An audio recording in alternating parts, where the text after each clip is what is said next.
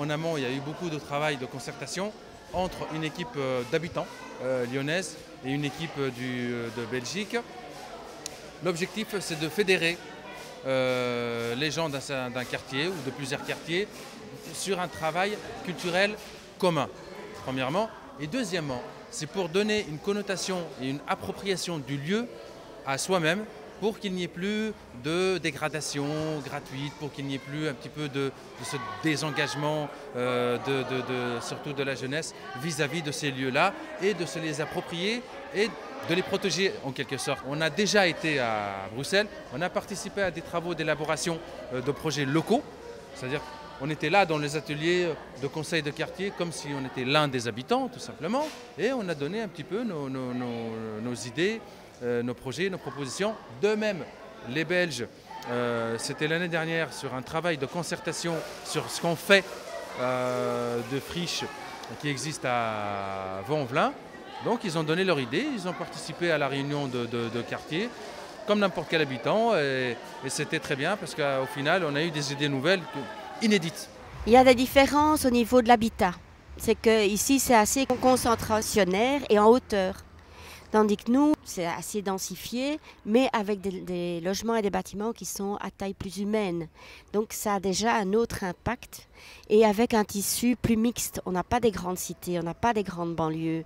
Donc on a encore des quartiers qui sont avec des commerces, avec toute une série d'activités plus humaines, quoi, disons. Les jeunes de Bruxelles ont été surpris de voir aussi les difficultés qu'il y avait ici dans les quartiers, qu'ils ont vues, et donc à Oullins notamment, et de voir que c'était effectivement pas facile, et que rien que pour peindre cette fresque, c'était déjà une longue négociation, et que donc du coup leurs problèmes deviennent plus, au lieu d'être tout à fait extraordinaires, ils deviennent, c'est pas qu'ils sont banalisés, mais ils comprennent que c'est pas seulement vers eux, et c'est pas à eux qu'on en veut, mais que c'est un problème de la jeunesse dans la ville. Enfin, je pense que j'avais des préjugés sur les quartiers parce que ce qu'on raconte, ce qu'on nous transmet dans les médias. Et Vaux-en-Velin, c'est la crise des banlieues.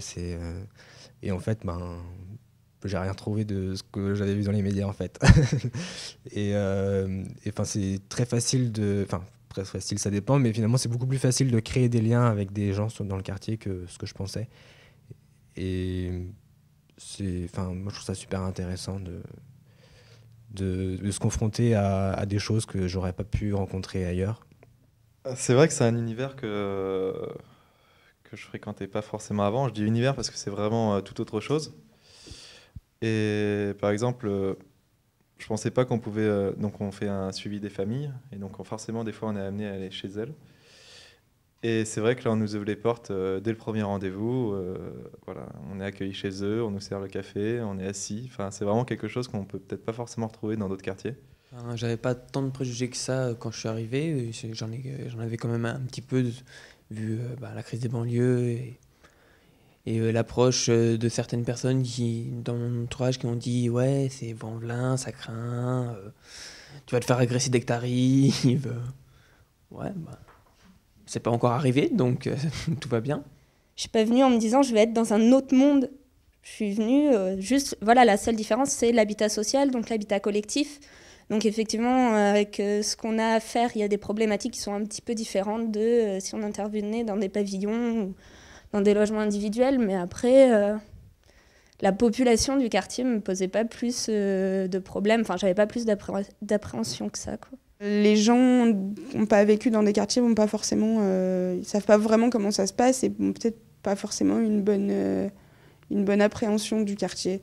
Et en fait, quand on y travaille tous les jours, je pense qu'on peut se permettre de dire que c'est pas comme les gens le pensent, quoi. Dire vous allez dans un marché sur le centre-ville et ici, ça n'a rien à voir, quoi. Enfin, je sais pas, il y a une vie qu'on retrouve pas forcément dans le centre, parce que en fait, c'est des gens qui se voient tout le temps. C'est des gens qui habitent un petit peu tous en périphérie, comme ça, et puis qui se croisent finalement un régulièrement. Et enfin, voilà. Je trouve que c'est différent. C'est pas mieux, c'est pas moins bien, c'est différent. Et je pense qu'il y a plein de gens qui devraient aller voir un petit peu ce qui se passe ailleurs.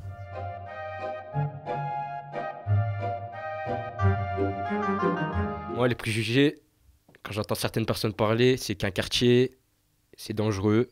Enfin, une cité sensible, c'est dangereux. Il faut pas y mettre les pieds. De la vente de drogue. C'est, voilà, vous pouvez faire agresser à tout coin de rue. Il y a des voyous partout. C'est des préjugés que tout le monde a, mais après, il faut vraiment habiter dans le quartier pour savoir ce qui se passe et tout. La vie de cité, c'est pas que des malheurs, que des choses malsaines et tout ça. C'est voilà, quoi. Il faut vraiment habiter dans le quartier pour savoir. Moi, je suis au lycée Jean Perrin, donc un truc de Bourges. Voilà. Un lycée de Bourges et tout. Et quand je dis que j'arrive de la Duchère, ça me dit « Ah ouais, ça va là-bas et tout, il n'y a pas trop de problèmes. T'as pas peur quand tu sors le soir des trucs comme ça. C'est pas dangereux, il se passe tout le temps des trucs. J'ai entendu des trucs de ouf et tout. » Alors que voilà, après quand on le vit dedans, on vit bien. Hein. Quand les gens regardent les médias, ils voient un quartier, ils voient des voitures brûlées, de la violence et tout. Ils disent ce quartier, c'est bon, il est fiché. Si les gens sont comme ça dans un quartier, c'est voilà. C'est parce qu'ils ont entendu des préjugés et d'après ça, ben, la personne dans le quartier, ben, dans sa tête, elle va se dire, vu que les gens ils ont une image de moi comme ça, ben, je vais vraiment leur donner cette image. Alors que si vous donnez une autre image à cette personne, ben voilà quoi. Mais bon, dans un quartier, on n'est pas tous pareils. Il y en a, ils sont dans leur tête, c'est des voyous et dans certaines têtes, c'est voilà quoi. C'est des gens bien. Mais il faut vraiment les connaître. J'ai entendu beaucoup de préjugés. Il y a beaucoup de gens qui disent que les gens qui vivent dans des quartiers, ils sont source de problèmes, mais c'est pas vrai. Donc quand ils entendent ouais, je viens de la Duchère ou de Vaux-en-Velin, Vénissieux et tout, et bah, ils se disent ouais, faut pas se mélanger à eux. On dirait on est des bêtes, alors que c'est pas vrai, on est tous comme eux, sauf que voilà, on n'a pas eu la vie facile, c'est tout. Et on est né dans un quartier, on a vécu dans un quartier, c'est normal, des fois dans notre tête on est, c'est vrai, on est un peu chelou, mais voilà, sans plus. On aime faire des bêtises, mais pas des super grosses bêtises. C'est juste pour montrer qu'on est là, on est aussi dans la société et qu'il ne faut pas nous oublier, quoi. On va aller directement, c'est les jeunes d'aujourd'hui. Les jeunes d'aujourd'hui, ils ont grandi dans le quartier.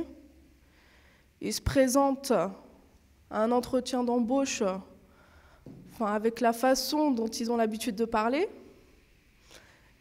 Peut-être que le parcours scolaire n'a pas été abouti, n'est pas allé jusqu'à la fin, quoi. Et du coup, ils n'ont pas acquéri le sens professionnel.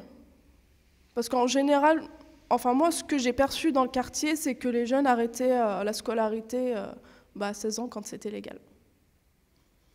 Donc après 16 ans, après, si on a redoublé ou pas, ça sera le collège, ou sinon ça sera le lycée, seconde, maximum première.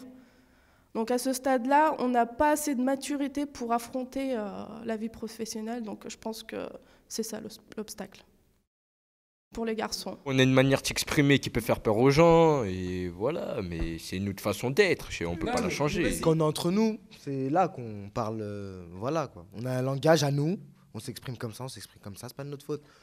Peut-être que ça serait différent si on aurait traîné avec d'autres personnes.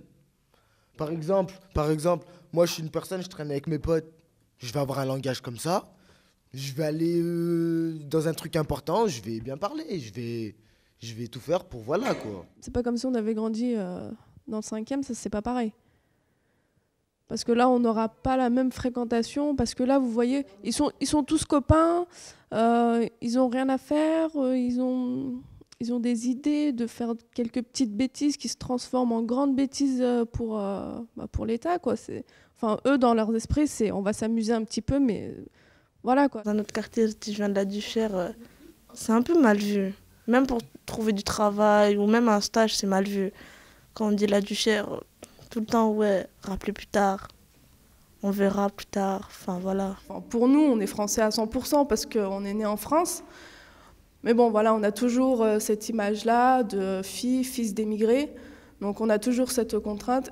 Et en plus, on est né dans un quartier qui est pas très bien valorisé. Donc quand on arrive en entretien d'embauche, on est souvent recalé. Et quand je dis souvent, c'est pas pour dramatiser, mais c'est vraiment souvent. J'ai effectivement vécu les premières années du collège des Capucines à la Duchère, Ma scolarité était des plus simples, je dirais vraiment. Elle aurait pu tourner dans tous les sens, hein, ça aurait pu. Mais j'ai eu la chance de connaître le lycée Ampère à partir de la classe de seconde. Et j'ai eu l'impression de sortir de ce milieu. C'est pas péjoratif, mais de connaître la grande école, tout d'un coup, les choses sérieuses. Et puis surtout, je ne sais pas si vous imaginez ce petit garçon qui sort de son milieu habituel, qui prend le bus, qui va tout seul jusqu'en centre-ville. C'était vraiment une sortie, une éclosion. Hein. On sortait du cocon. Le seul objectif, c'était vraiment le défi de gagner, d'avancer. Mes parents habitaient à Gerland, donc aussi bien l'école primaire que le collège. J'ai été scolarisée au lycée, à Gerland. En fin de troisième, mes parents ont décidé de déménager à Vaux-en-Velin, dans le quartier du Mas du Taureau, donc le quartier un peu connu pour, on va dire entre guillemets, pour sa délinquance, historiquement, car il y avait eu les premières émeutes dans ce quartier-là.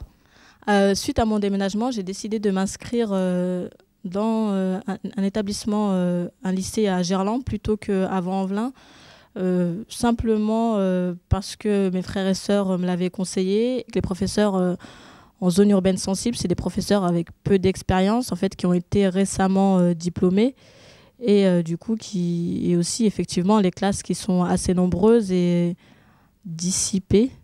Et du coup, j'ai fait ce sacrifice-là de faire à chaque fois 1 heure de transport le matin et 1 heure de transport le soir, dans l'unique but en fait d'être certaine de pouvoir réaliser mes rêves, obtenir mon bac et faire des études qui me plairont. Quand je suis arrivée à Vaux-en-Velin, donc à 15 ans, j'avais vraiment peur de ce quartier. Enfin, pour moi, c'était vraiment un autre monde.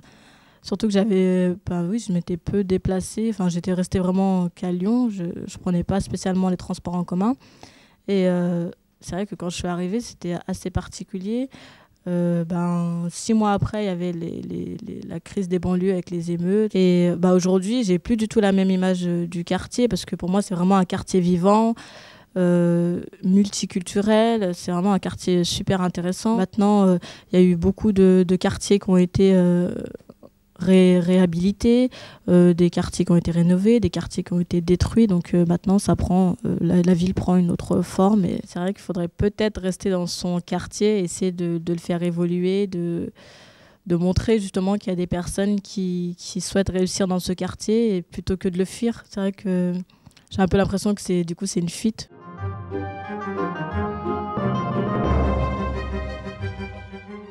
Le quartier est en pleine évolution actuellement. Il y a d'autres personnes qui arrivent, des gens qui n'ont pas forcément, s'ils viennent dans le quartier de la Duchère, ils n'ont peut-être pas forcément la même image. Moi, je dis ça change rien du tout qu'il évolue. Il évolue juste au niveau des bâtiments, des loyers, c'est pas du tout les mêmes. Et la fonction, parce que c'est même plus des HLM, c'est des propriétés. Alors nous, ils savent très bien que la moitié des gens ici, ils vivent avec... Ils vivent en dessous de moins, je vais abuser un peu, moins de 1 500 € et de salaire. Hein.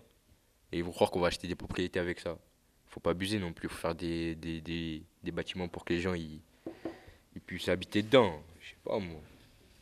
Et même si, même s'il y a des nouveaux habitants dans le quartier de la Duchère, ça ne change rien parce qu'ils ont les mêmes préjugés. Regardez, ils ont mis 18 milliards d'euros pour refaire toute la Duche, alors qu'avec 18 milliards, ils pouvaient refaire les 3 bars à 9.